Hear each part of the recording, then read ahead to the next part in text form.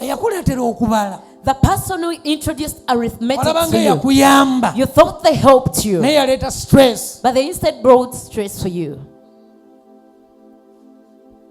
Eyakuleetera okubala olabanga yakuyamba naye yaleeta stress. You thought the person who introduced arithmetic helped you, but Toyina instead mirembe you do not kubanga have olina peace emyaka 4 because you're 4 years. wagibala. You counted Ese them. ngobadde wagibala But suppose you wali are badde not counted, n'emirembe. you would be at peace. Kati okolerera myaka So you're working for years. tokolerera ggwe. You're not working for yourself. Kati yaleeta okubala So the bw'olabanga yayamba. So he helped? No. Kubanga ogibala nnyo Because you count the years so much, era n'okufa.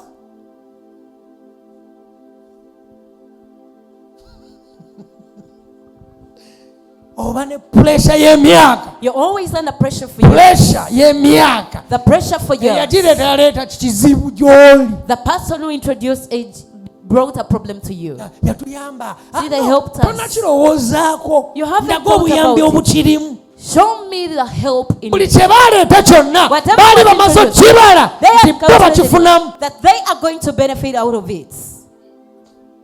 Awatali myaka Without years, obaolyawo tewaali badde bufuzi. could be there was no leadership. Kati kye bayita okubala So counting kitambulirako obufuzi bwonna. moves hand in hand with leadership. Era kye bayita okubala And counting kintu kikulu nnyo is something very big mu nsi. in the world. Baakireeta kibeere kikulu ki nnyo mu nsi. It was introduced to be powerful in the world. Business kola ki? Kubala. In business, it's all about calculation. Mu butuufu bw'ensi In the right kyali time, badde nga bwe kiti. it would have been like this. Tewaali baddewo ggula ttaka. There wouldn't be no buying Kubanga of land. ettaka Because land teribeerangako na nannyini waalyo. has never had the owner of it.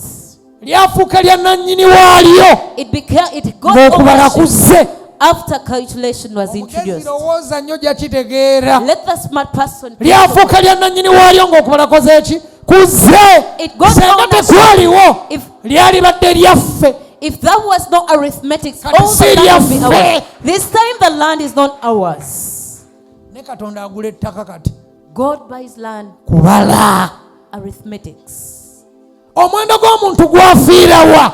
Kubala. The value of a human being faded out because of counting. Omuwendo gw'omuntu gwakola ki? Gwafiira wa? Kubala. It faded out of counting. Olina abaana omu babiri basatu bana batano nkoma How many kwabo. children do you have? End at that. Be nnaalabirira. Kubala. Counting.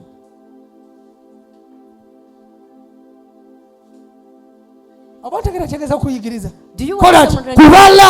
counting?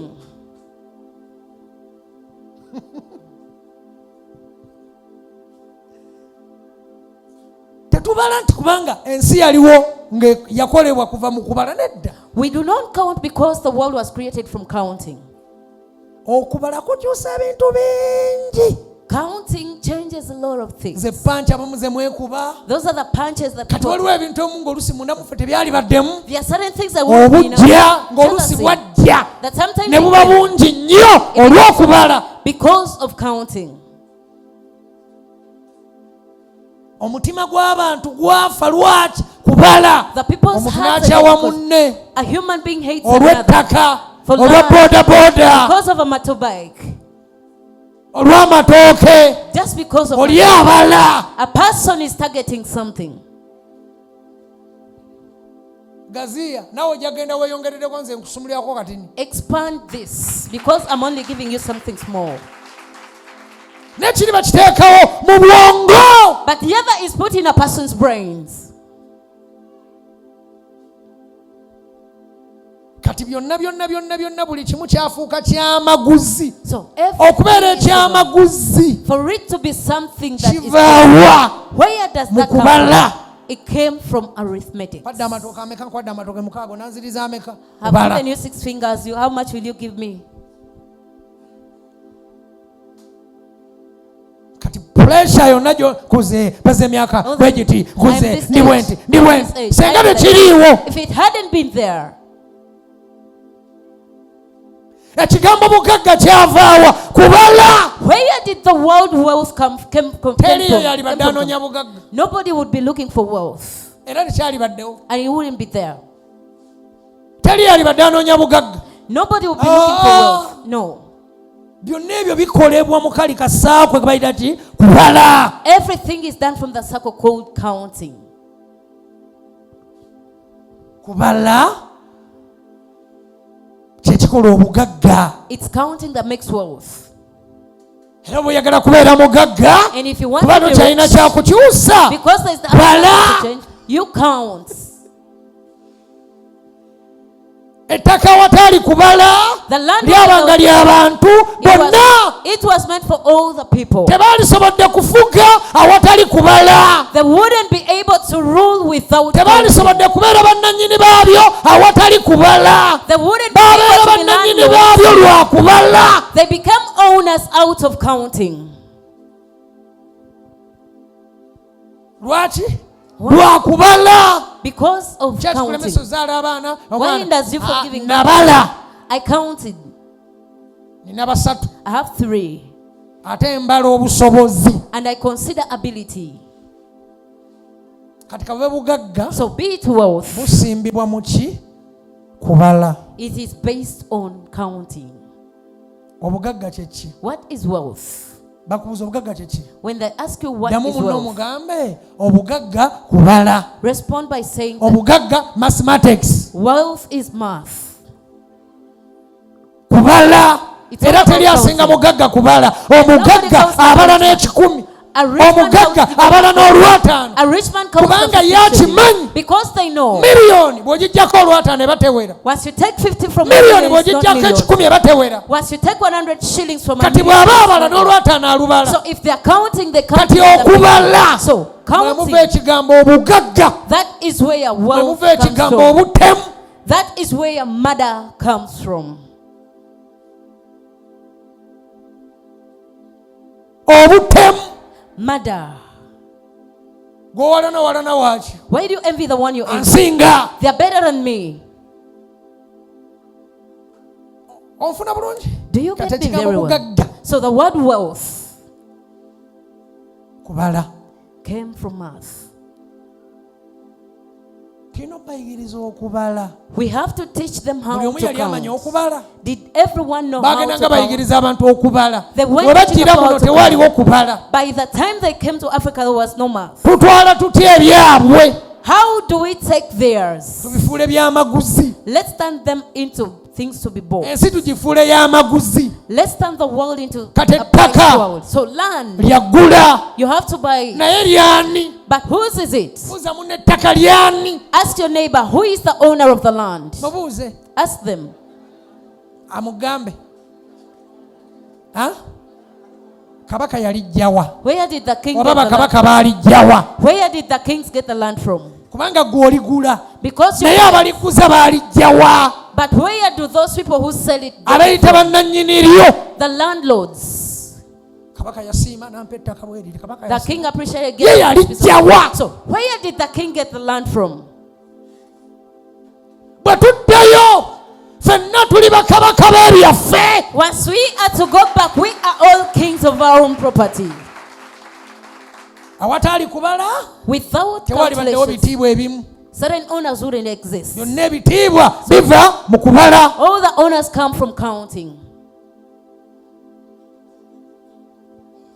Buli muntu alina kapaati ke ku nsi Everybody has got their part in the world. naye okubala But then calculations. kaakuggyibwako. The counting was taken away. Kati nawe olina kubala So you're also supposed to n'okagula. and buy. Olina kubala You n'okagula. Olina kubala n'ogula ettaka. You count and buy the land. Kubanga kati ensi yadda mu mathematics. Because the world was turned into math. Era batoyagala kubala ojja kuba mwavu. If you don't want to count, Kale yiga okubala So- kubanga bye biriwo. learn how to count because that is what I Era hand. ngenda ne mbalaba nga mutawanya Katonda omwaka. I Bazazza usually say, emyaka. I am this number of age. Teyeenyeenyaako nno. Teyeenyeenya. He doesn't even shake a bit. Ye tabala. He Nga gwe doesn't bw'obala. count like the way you do. ebintu akola bikole nga bw'alina bikola. like the way he's supposed to do it. Talikola nti abaze. He will never do Toba it because he asinzidde has ku told you. mwaka. Or maybe Toba he has based asinzidde on ku a year. kinedda. Maybe he has based on what? No. Yakola bukozi nga bw'aba ayagadde. He just works like a way he wants. Era ensi And the world, ekyagitta ne kitwala buli kintu kubala. what destroyed the whole world was Nze munnawe osobola okumpakanya ng'omanyi oli mugezi nnyo. You might contend against me thinking you're Naye too nkugamba genda mu smart. kasenge otuule. I ask you to go to the room and Omanyi sit. abamu mwasoma. You know some of you are elites. Naye kati nze nkubalidde genda mu kasenge otuule olowooze ojja Go kufuna sit in ansa your zange. Sit in your room, think, then you get my answer. Lwaki omuntu agula ettaka aligula lwaki? Why does a person buy land? Bw'oba oligula mubala ki? What are you up to? Miliyoni emu, miliyoni bbiri, miliyoni ssatu ogula ki? What do Ogula you do? ttaka. You count 1 million, 2, 3, 4 millions because you're buying land. Ki ky'ogula nga tobaze? So what can you buy without counting? Kimpeeyo. Give it to me. Ky'ogula nga tobaze. Something you Olaba buy n'obulamu without kati ogula bugule. See, even life is bought.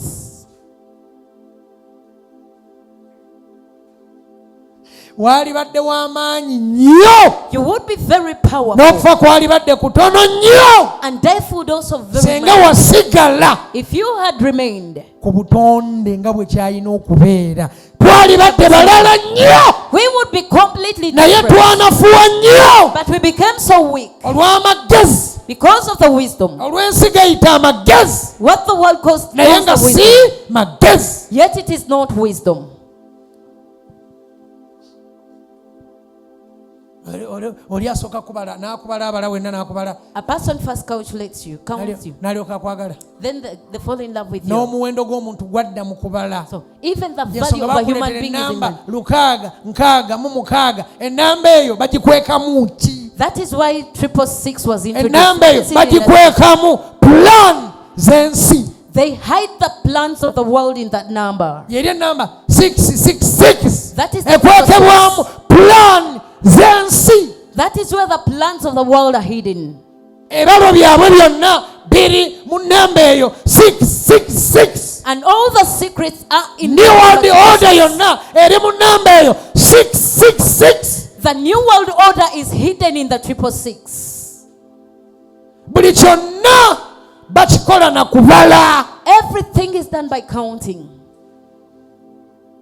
Kati nkubikuliddeko kanamba ako. So have slightly revealed Kalimu ekyama. it holds a secret.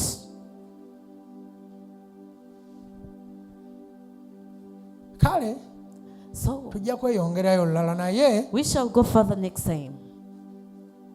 naawe obulamu bw'obutambuliza kubala. But you also, Tolina mirembe you do not have peace kubanga obala. because you Kikumalako count. emirembe kubanga obala. What makes you to lack peace is because you count.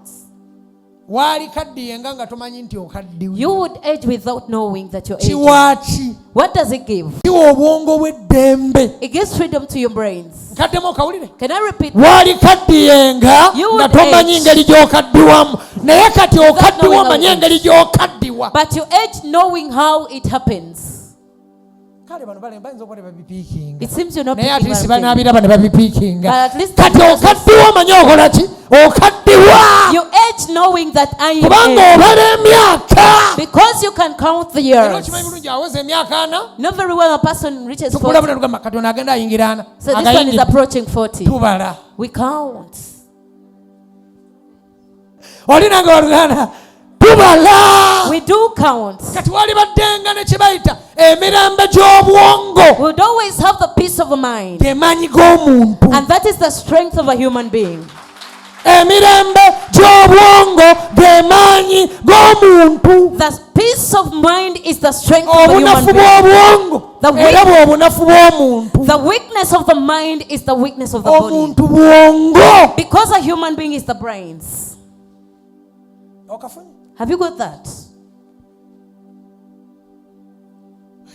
Mpeza emyaka 27. I'm 27 years now. Putu oyingidde 3. Putu 30. nkula nno. I'm Nogenda mu grown. ndabirwamu. You got Mpeza to 3. I'm 30 now. Newekebera obubakko.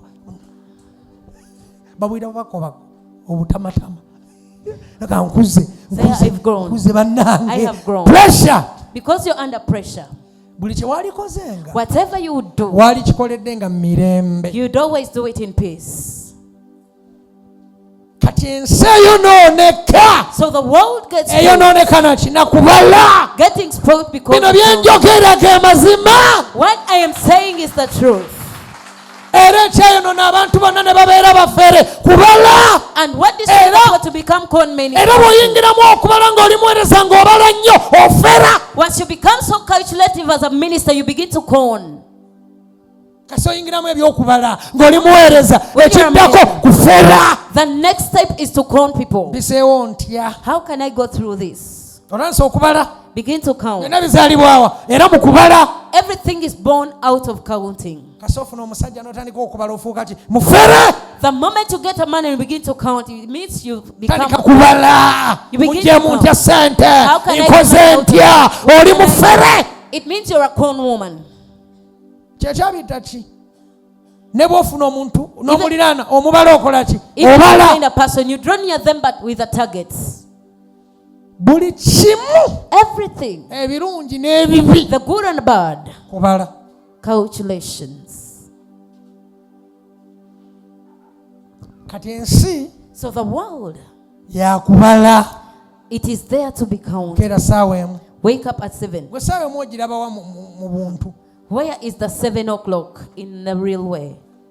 Atalina saawa. The one without a watch or a clock. Atakiwulirangako nti saawa gyeri abala ki? And the one who has never heard of a clock, what do they count?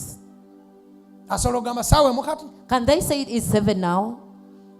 Kati gwenza ogamba anti abata timinga budde. May say Ebyo byonna biri mu mindsetting yo. You might say they're poor at time management, but that is all in your mindset. Buli kye tulimu kyonna obwongo bwe tukozesa ne bye tulina byonna babitusaamu busa. Everything was only put into us. Buli kyoli kyonna byonna by'olowoozaako tolina ky'olowoozaako. There is nothing you think about nga ne bakikuteekamu buteesi. that it was not endorsed in you. Yensonga lwaki okusomesa omwana kwa lutalo era miggo. It's the reason Bw'ogaana why you omusomesa educate a child. poliisi ekunona. If you fail to educate your Batere child, basettinga pulogulaamu zaabwe such that they can put up the mu programs muntu in a human kuva mu being buto. right from childhood. Era bw'ojja ng'obiwakanya And once you come contending against them, bajja kukuba amasasi. they will shoot you with bullets. Oba oyingirira enteekateeka zaabwe. Because you're intervening with the preparations. Obukyayi bwonna obukuli munda mu mutima bwavaawa mu kubala. Where did all the hatred that is in your heart come from? Kati gwenza obutakiraba nga nkyogedde obukyayi bwonna All the hatred. bwavaawa mu kubala. It came from counting. Lwaki toyagala bantu? Why don't you love the people? Oyagala nnyo ssente. You love money so Obala nnyo much. ssente. You count money so much. Gukyenoonyeemu. Look, it is Ensigo yourself. ekulemesa okwagala Katonda ki? What is that seed that Kubala. comes from loving God? It's counting. Lwaki toyagala nnyo Katonda? Kubala. Why don't you love God so much? It's counting. Lwaki tokkiriza nnyo Katonda? Kubala. Why don't you believe God so much? Counting. Lwaki tewewaayo ennyo eri Katonda? Kubala. Why aren't you giving yourself so much to God? It's all about math. Lwaki toyagala nnyo bantu? Kubala. Why don't you love the people so much? Math.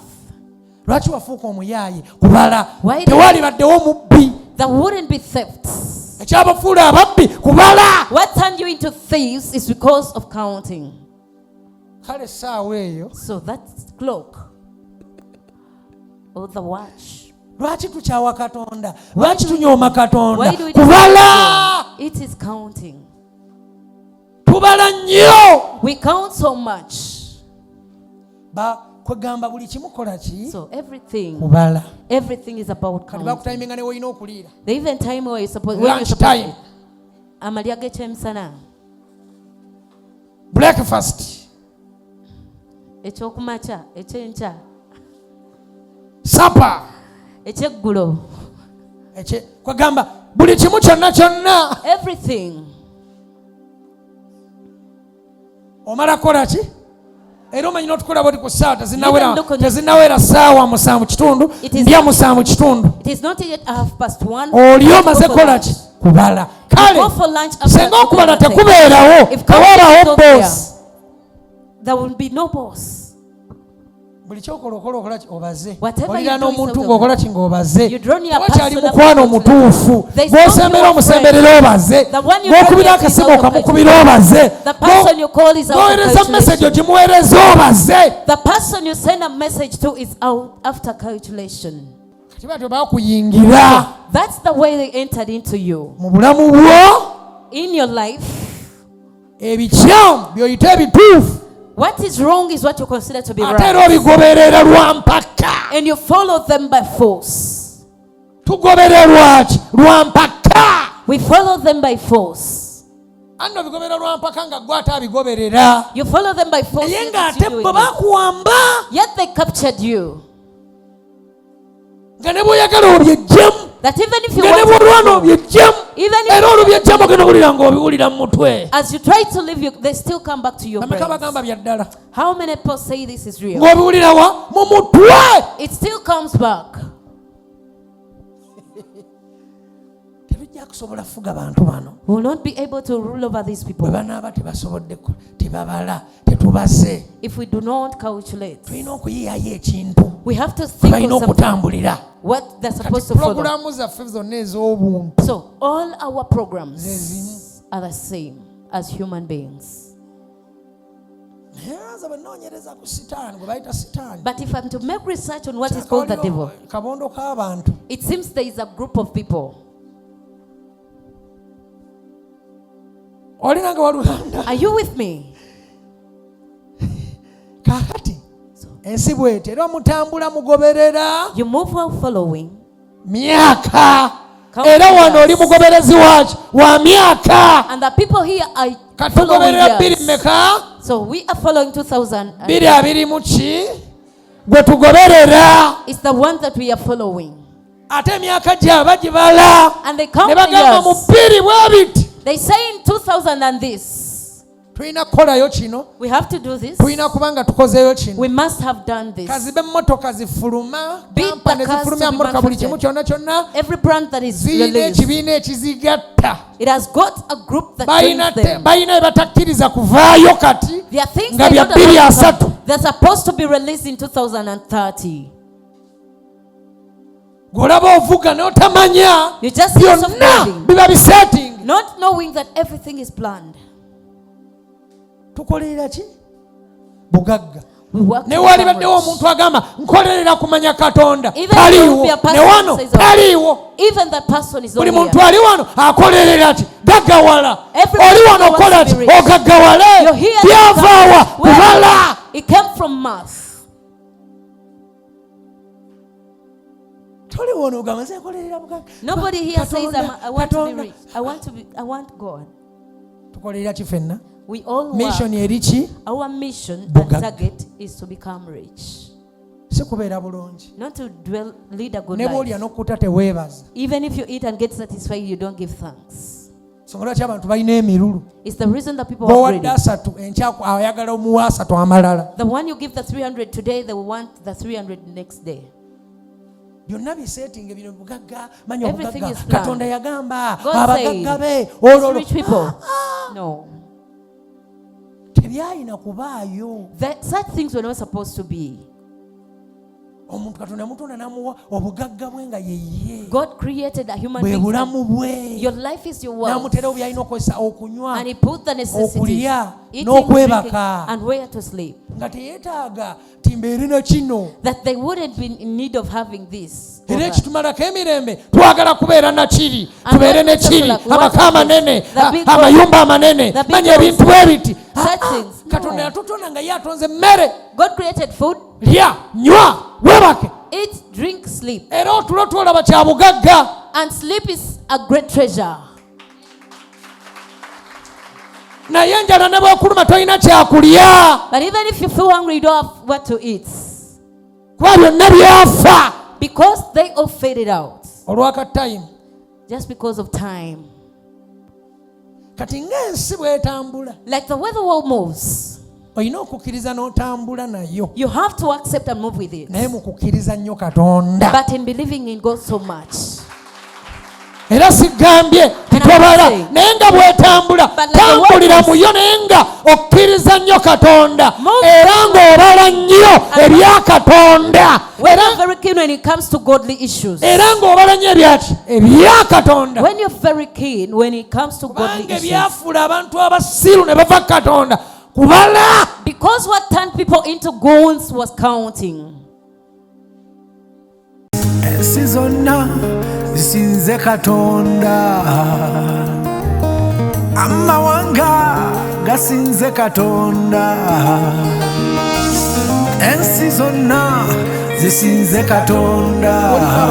Bakola ebyamagero ate bali mu makyaki nga balina magic ezikola ebyamagero, balina magic ezikola ebyamagero naye ng'amaanyi ago banoonya agamu nga galina kuzisacrifice. Eyo yebadde program Manya Katondawo okuva mu New Revival Voice Ministries ne Pastor Twinomujuni.